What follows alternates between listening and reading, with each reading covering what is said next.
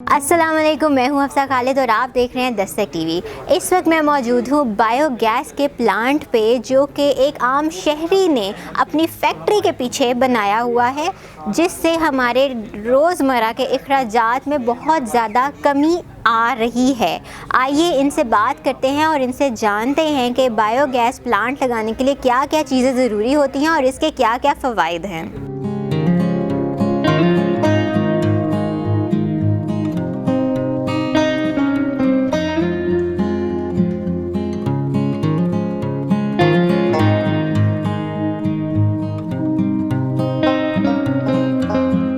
अस्सलाम वालेकुम। वालेकुम सलाम जी जनाब, क्या हाल है? शुक्र अल्लाह का। नदीम, आप कैसे हैं? शुक्र अल्हम्दुलिल्लाह, अल्लाह का बड़ा एहसान है जी।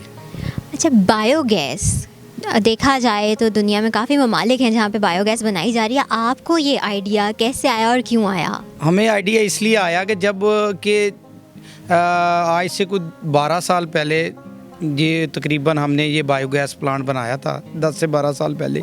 उस वक्त लोड शेडिंग इतनी थी कि हमारी जितनी लेबर की जो सैलरी थी उसके बराबर हमारे जनरेटर जो थे वो फ्यूल खा जाते थे, और डीज़ल जो था वो भी तकरीबन 100 रुपये लीटर था, जिस वजह से हमें बहुत ज़्यादा, एक पार्टनर जो था वो हमारी लेबर थी और दूसरा पार्टनर हमारा जनरेटर था। तो हमने इसलिए, क्योंकि हम इधर बाहर दही एरिए में रहते हैं, यहाँ पे गोबर भी अवेलेबल है और हमारे पास जगह भी थी, तो हमने ये बायो प्लांट 2012 में बनाया और माशाल्लाह से इस पे हमें पर डे 100 रुपीज़, उस वक्त भी हमें 100 रुपया ख़र्चा आता था एक दिन का, अब भी 100 रुपया ख़र्चा आया है। हर चीज़ 4 गुना महंगी हो गई है, लेकिन महंगा नहीं हुआ तो गोबर नहीं महंगा हुआ। इसके लिए गोबर के अलावा भी कोई चीज़ इम्पोर्टेंट होती है या सिर्फ गोबर में? इसके लिए सिर्फ और सिर्फ इम्पोर्टेंट चीज़ ये है कि आपको इस बायो प्लांट की इंफॉर्मेशन होनी चाहिए कि मैंने बायो प्लांट बनाना कैसे है, इसको चलाना कैसे है, इसमें गोबर जो है वो आपने डालना है। इसमें सिर्फ और सिर्फ 2 चीज़ें हैं, गोबर और पानी। आप पानी की मिकदार 50% उतना ही गोबर डालेंगे, उतना ही पानी डालेंगे, दोनों को आपने मिक्स करके डालना है, बस। इसमें ऐसी कोई साइंस नहीं है। बाकी आप इसमें अगर जनरेटर चलाएं तो वो उसके लिए आपको जनरेटर की इन्फॉर्मेशन होनी चाहिए कि जनरेटर की मेंटेनेंस कैसे होनी चाहिए। इसके लिए सबसे पहले तो आपको चाहिए कि आपके पास ऐसी जगह होनी चाहिए जहाँ पे आप बायो प्लांट लगा दें।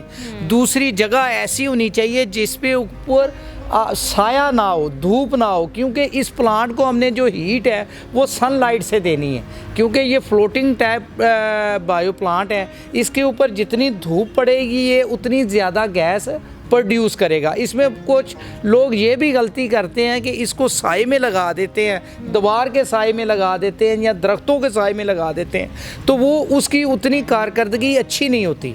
फिर उसके लिए जगह के अलावा जगह आप मुंतखब कर लें, फिर उसके बाद आपको गोबर चाहिए। जब गोबर भी मिल जाए, फिर उसके बाद तीसरी चीज़ इसकी जो सबसे मेन ज़रूरत है, इसका जो वेस्टेज है वो बाहर निकलनी चाहिए, क्योंकि उसके लिए आपको जितनी प्लांट लगने के लिए जितनी जगह ज़रूरी है उससे 4 गुना ज़्यादा जगह उसको आपको उसकी वेस्ट निकालने के लिए भी ज़रूरी है। क्योंकि इसकी वेस्ट जो है वो गोबर, वैसे तो गोबर सबसे सस्ती चीज़ है, लेकिन इसकी जो वेस्ट है वो सस्ती नहीं है, वो बेहतरीन ऑर्गेनिक खाद है। उसको आप अपने फार्म में इस्तेमाल कर सकते हैं, पौधों के लिए इस्तेमाल कर सकते हैं। अगर आपके पास डेयरी है और उसके साथ आपका रकबा है, तो आप उस डेयरी को, उस गोबर को, उस खाद को, जो कि ऑर्गेनिक खाद है, कुदरती खाद है, उस खाद को आप अपनी ज़मीन में इस्तेमाल करें, जो कि अब डीएपी भी नहीं मिल रही लोगों को, यूरिया भी नहीं मिल रही। और एक बात मैं आपको और बताऊं, जो डीएपी और यूरिया जब आप एक फसल को डालते हैं तो वो उसी फसल के लिए होती है, ना कि अगली फसल के लिए। ये ऑर्गेनिक खाद जब आप डालते हैं ये आपको एक फसल के नहीं लगती, बल्कि उससे अगली फसलों को भी लगती है।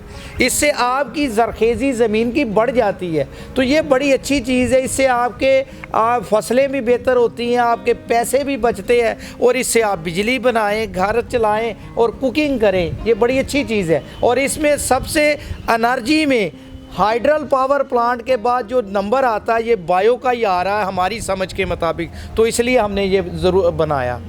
अच्छा, आपने अभी खाद की बात की है, हमने पीछे अभी आपके प्लांट के पास देखा है कि काफ़ी सब्जियां आपने उगाई हुई जी, हैं। हमने जो सब्जियां घर लगाई हैं वो घर के लिए हमने ऑर्गेनिक सब्जियां लगाई हैं, जैसे मूली, शलगम, पालक, मेथी, ये सारी चीज़ें हमने घर अपने बच्चों के खाने के लिए और वर्कशॉप में यहाँ पे जो बच्चे रहते हैं उनके खाने के लिए ये ऑर्गेनिक सब्जियां लगाई हुई हैं। तो ये उनका मैंने जो साइज़ देखा है, लीमू मैंने पीछे देखा है, वो हाँ जी, काफ़ी वो बड़ा है। ये लीमू जो है ये स्पेशली थाईलैंड के नस्ल के हैं, इनके साइज़ बड़े होते हैं माशाल्लाह, और ये अच्छे हैं। तो हमने कई किस्म के इधर लीमू भी लगाए हैं, चाइनीज़ लीमू लगाया, देसी लीमू लगाया, थाईलैंड वाला, मलेशिया वाला। ये क्योंकि हमारा साथ ही घर है तो हम कहते हैं कि चलें, फार्म हाउस हो गया, घर हो गया और साथ में ही फैक्ट्री हो गई। बायोगैस की तरफ भी वापस मैं आना चाहूँगी। जी। मुझे बताइए कि कितने मिकदार में आपको गाय का गोबर रिक्वायर्ड होता है? जी, ये जितने केवीए का आप जनरेटर चलाना चाहें उसमें उतने जानवरों का गोबर रिक्वायर होता है। ये एक छोटा सा फार्मूला है। बाहर इंटरनेशनल लेवल पे ये है कि अगर आप 1000 गायें आपके पास हों तो वो 1 मेगावाट बिजली पैदा कर देते हैं, जो कि 1 मेगावाट कई घरों के लिए ज़रूरी होती है। हम इधर 10 से 15 गाय का गोबर लेते हैं, भैंसों का गोबर लेते हैं, गाय तो नहीं है, भैंसें हैं इधर, भैंसों का गोबर लेते हैं, उससे हम 12 किलोवाट चलाते हैं। और आज के दिन भी माशाल्लाह हम इसको 4 घंटे वापडा बंद करके इस पे बिजली को चलाएंगे। ठीक, तो कितनी मिकदार में बिजली ये बनाता है? जी, आप वो डिपेंड करता है आपका बायो प्लांट कितना बड़ा है। आपने अगर 15 फुट का बायो प्लांट लगाया है तो 15 फुट के साथ आप 15 केवीए का जनरेटर चला सकते हैं, जो कि 6 घंटे चलेगा। आप पूरी फैक्ट्री चला रहे हैं इसके माशाल्लाह ऊपर, से तो हम पूरी आपको फैक्ट्री कितनी चला- बिजली चाहिए होती है? हमें तो हमारी जो रिक्वायरमेंट है वो तो 25 किलोवाट है, लेकिन हम जब वापडा को बंद करते हैं तो हम इसको मैनेज करके चला लेते हैं। मैनेज किस तरह से करते हैं, पहले हम बड़ी मशीन चलाते हैं, उसके बाद छोटी मशीनें चलाते हैं। चूँकि हमारा काम रिपेयरिंग का है, प्रोडक्शन का नहीं है, तो हम इसमें 12 किलोवाट से भी अपना काम मैनेज कर लेते हैं। घरों में भी ये गैस इस्तेमाल की जाती है, तो अक्सर देखने में आया है कि जब ये गैस का प्रेशर एक तो बहुत कम होता है, क्या इसका प्रेशर भी कम होता है? जी, इसका प्रेशर बायो का, इसमें कोई शक नहीं, बायो का आप डायरेक्ट प्लांट से प्रेशर लें तो वो कम होता है। लेकिन हमने क्या किया, हमने इधर ये जो स्टोरेज लगाई है, ये जो स्टोरेज लगाई है और कंप्रेसर लगाया है, इससे हम इसका प्रेशर 8 बार तक ले जाते हैं। एक बार में 14.5 PSI होते हैं। आप इसको मल्टीप्लाई करके देख लें, 100 PSI से ज़्यादा का प्रेशर हम डेवलप करते हैं। लेकिन जो घर को देते हैं वो रेगुलेटर लगा के देते हैं। ये रेगुलेटर लगे हुए हैं, ये रेगुलेटर वही हैं जो कि LPG के सिलेंडर पे लगते हैं। LPG के सिलेंडर के अंदर भी 5 बार होता है, लेकिन वो रेगुलेट करके हाफ बार जो होता है वो चूल्हे को देता है।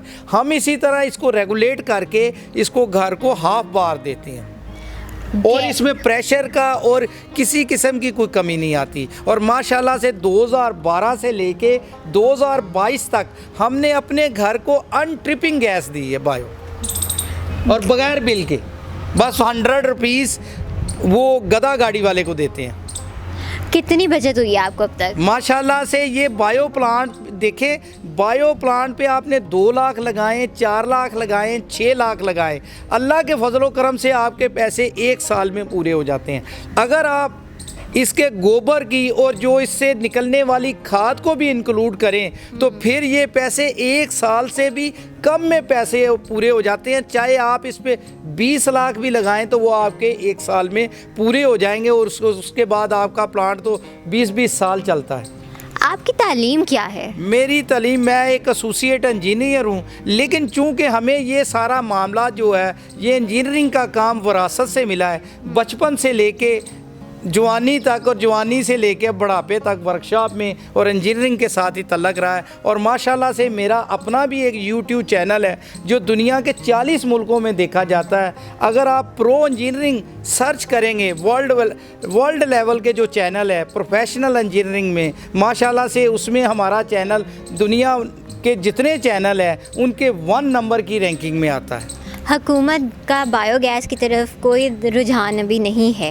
जी, एक बार हुआ था जब शहबाज शरीफ साहब ने एक बार मुझे भी बुलाया था, काफ़ी सारी मीटिंगें हुई थी, तो उस वक्त उनका ख्याल था कि हम कोई 12,000 बायो प्लांट शहबाज शरीफ ने कहा था लगाने हैं। उसमें कई एक मीटिंगें हुई, उसमें मुझे बुलाया भी गया, उसमें उन्होंने टीमें कनाडा भी भेजी, चाइना भी भेजी। वो फिर प्रोजेक्ट इस वजह से रह गया कि उनका ख्याल था कि वो जर्मनी इसको फंडिंग करेगा, तो वो उसमें उनको फंडिंग नहीं मिली थी, जिस वजह से फिर उन्होंने वो 12,000 प्लांट नहीं लगाए। उसके प्लांट बनाने के रेट भी उन्होंने लोगों से लिए थे, हमसे भी लिए थे और बंदों से भी लिए थे। पूरे पंजाब से उन्होंने जो बायो पे काम करने वाले थे वो सब इकट्ठे किए थे। उधर माशाल्लाह अल्लाह ने मुझे इज़्ज़त दी, वहाँ पे भी मैं बायो पे लेक्चर देने के लिए जाता था। और ये जो काम था ये उस वक्त भी हम फ़ी सबीलिल्लाह करते थे, और अब भी हम इस काम को फ़ी सबीलिल्लाह अपने चैनल पे कर रहे हैं। और आपके चैनल और आपके न्यूज़ चैनल की वसासत से, आपके तावन से ये दुनिया, पूरी दुनिया में इस न्यूज़ को देखेंगे कि ये लोग जो मेहनत करेंगे उनके लिए पाकिस्तान में किसी चीज़ की कमी नहीं। हुकूमत को कुछ कहना चाहेंगे आप? नहीं, मैं हुकूमत को कुछ नहीं कहना चाहूँगा। हुकूमत को कहने की ज़रूरत नहीं, वो माशाल्लाह बहुत अच्छा काम कर रहे हैं। हमें हुकूमत को कहने की ज़रूरत नहीं है, हमें लोगों को कहने की ज़रूरत है। आप काम करें, मेहनत करें। कायदे आज़म ने फरमाया काम काम और काम, सिर्फ वो अपनी कौम को काम की तरगीब दी है। उन्होंने काम का, और हमने भी माशाल्लाह अपने कैरियर में 20-20 घंटे रोज़ाना काम किया है। तो जब 20 साल तक हमने अपना एक स्टेटस बना लिया, अब माशाल्लाह से पिछले हम 4 सालों से अपनी ये टेक्नोलॉजी, बायोटेक्नोलॉजी और इंजीनियरिंग टेक्नोलॉजी हम पूरी दुनिया पे फ्री लोगों को बांट रहे हैं, फिर सिर्फ़ और सिर्फ अल्लाह की रज़ा के लिए। नदीम, बहुत शुक्रिया आपका कि आपने हमें बायोगैस के हवाले से, बायोगैस के फ़वाइद के हवाले से आगाह किया। मैं उम्मीद करती हूँ कि जो ऑडियंस हमारी आज की ये वीडियो देख रही है, अगर वो भी चाहे तो अपने अखराजात बायोगैस घर में प्लांट लगा के या किसी खुले मैदान में प्लांट लगा के अपने अखराजात बचा सकती है। मज़ीद वीडियोज़ के लिए देखते रहिए दस्तक TV।